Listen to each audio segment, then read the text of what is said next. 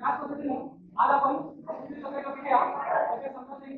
दिल्ली समर्थन समितीद्वारे आपण आज पुन्हा नावाच्या ऐतिहासिक पद्धतीने एक दिवसाचा हेरिटेज पेपरचा आपण आयोजन केला होता आणि त्यासाठी आपण प्रयत्न आहात. तर आता या हेरिटेज पेपरला आपण जाण्याची संधी घ्यायची आहे, त्या काही गोष्टी जाणून घ्यायच्या आहेत. तर ते आपण पुढाला सुरुवात करण्याचा काम करतो. आपल्या संस्कृतीचा आणि राज्य सरकारने दिलेल्या मूलभूत वापर करत आपल्याला आपली संस्कृती आणि भाषा आपली जतन करण्याचा मूलभूत अधिकार आहे आणि या मूलभूत अधिकाराखाली आपण आपली संस्कृती काय केली पाहिजे जतन केली पाहिजे. त्यानुसार आपल्या संस्कृतीमध्ये बौद्ध संस्कृतीमध्ये बुद्धवंदनेला खूप महत्त्वाचं स्थान आहे. आता बुद्धवंदना कोणाला खुश करण्यासाठी नसते किंवा कोणाला दाखवण्यासाठी देखील नसते. आपल्या समोर एक स्तूप आहे. हा स्तूप म्हणजे दत्तात्रय भगवान गौतम बुद्धांचं स्वरूप आहे आणि त्या स्वरूपाला समोर ठेवून आपण काय करत आहोत इथे वंदना केलं होतं. आता याचं थोडक्यात महत्व सांगतो त्याच्यासाठी आपण वंदना करणार आहोत. वंदनेचे काही अर्थ असतात. वंदना म्हटल्यानंतर केवळ एखादी भूमिपट्टी करावी अशी वंदना नाही आहे, तर त्या वंदनेमागे काही अर्थ आहे आणि त्यामुळे वंदन झाल्यानंतर आपण त्या गाठेचा देखील अर्थ समजून घेण्याचा प्रयत्न करू की नेमकं त्याच्यामध्ये काय सांगितलं आहे. तर आता आपण सगळ्यांनी शांत राहायचं आहे. कोणालाच काही बोलायचं नाही कारण आपण अनुकरण करणार आहे. आपण गोंधळ करणार नाही. अनुकरण करतेवेळी समोरच्या व्यक्तीनं काहीच बोलायचं नसतं. आपण या ठिकाणी आपले दोन हात घेऊन आपल्यावरती आहे आपण मुद्दाला व्हायचं आहे स्वतःला व्हायचं आहे हे प्रत्येकाने स्वतःला करून आपण हात जोडून सुद्धा एका ठिकाणी उभं राहायचं आहे. तुम्हाला पाठीमागे जाऊन बुद्ध वंदना होईल आणि आपण सगळी काय करायचे ग्रहण करायचे. एकाही व्यक्तीला बुद्ध वंदना बोलायची नाही आहे. शांत चित्ताने काय करायचे आहे ऐकायचं आहे म्हणजे काय करायचं आहे ग्रहण करायचं. कारण आपण ज्यावेळी ऐकायचं प्रवाहासाठी येतो त्यावेळी काहीतरी घेण्यासाठी येत असतो. ऐकायचं घेण्यासाठी आपण काय करायचं आहे माहिती करायचं.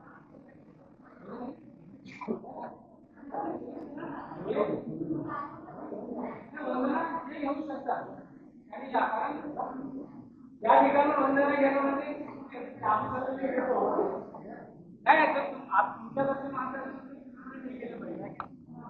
ओके. सगळ्यांनी शांत ज्यांना डोळे मिळते डोळे मिळतात ज्यांना डोळे मिळत नाही डोळे नका मिळू. बंधन नाही आहे प्रत्येकाच्या डिपेंड स्वतःवरती आहे. ओके. तर सगळ्यांनी शांत राहा.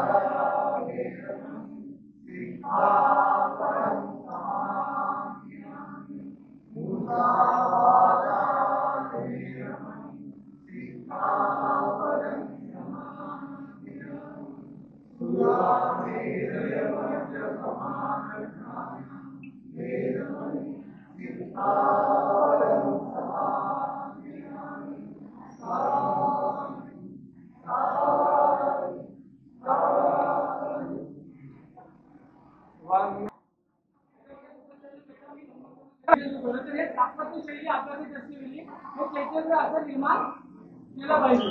पण याच्या मागे असलेली संकल्पना काय आहे या संपूर्ण जागेला काय म्हटलं जातं माहिती आहे का चैत्य कोटी म्हणतात. काय म्हणतात चैत्य कोटीमध्ये दीर्घिकेमध्ये अर्ध स्तूप बोललेलं असतं म्हणजे अर्ध चैत्यगृह असतं आणि आतमध्ये त्यावेळेच्या अर्धंत भिक्षूंना राहण्यासाठी निवासस्थान आहे. आणि हे अर्धंत भिक्षू ज्या ठिकाणी राहतात तिथं समोर बसण्यासाठी एक विहाराची रचना केली जाते की प्रत्येक भिक्षू आपापल्या जागी बसलेला असतो आणि प्रत्येक भिक्षू आपापल्या जागेवरून एका गोष्टीने काय करत असतो मार्ग म्हणजे धर्माचरण करत असतो तो समोर बसलेल्यांना शिकवत असतो. तर हे काय आहे या म्हणून याला चैत्यकोटी म्हटलं जातं. पण याच्या बाजूला गेला तर ते विहार आहे.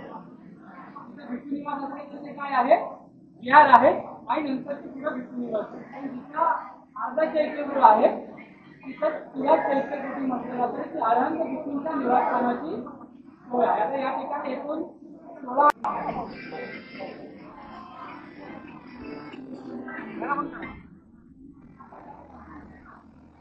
सेक्युरिटीने यांना स्पीकर बंद करायला लावलेला आहे. हा जो गोंगाट चाललेला आहे या वास्तूमध्ये, तो वास्तूमध्ये कसा हा गोंगाट चाललाय तो बघा. हा गोंगाट या वास्तूमध्ये झालेला आहे का सिक्युरिटीमध्ये आलेला आहे, तर त्याच्यामध्ये हा गोंगाट जो काय वास्तू हेरिटेज आहे, हेरिटेज वास्तूचा जो कारभार चाललेला आहे तो बघा. हा पुरातत्व विभागाचे जे प्रमुख आपल्याला आहेत ते जे सांगतील त्यांना या लोकांनी काय प्रोत्साहन दिलं पाहिजे, हे प्रोत्साहन देण्यासाठी आपण केला पाहिजे. असा गोंगाट चाललेला आहे.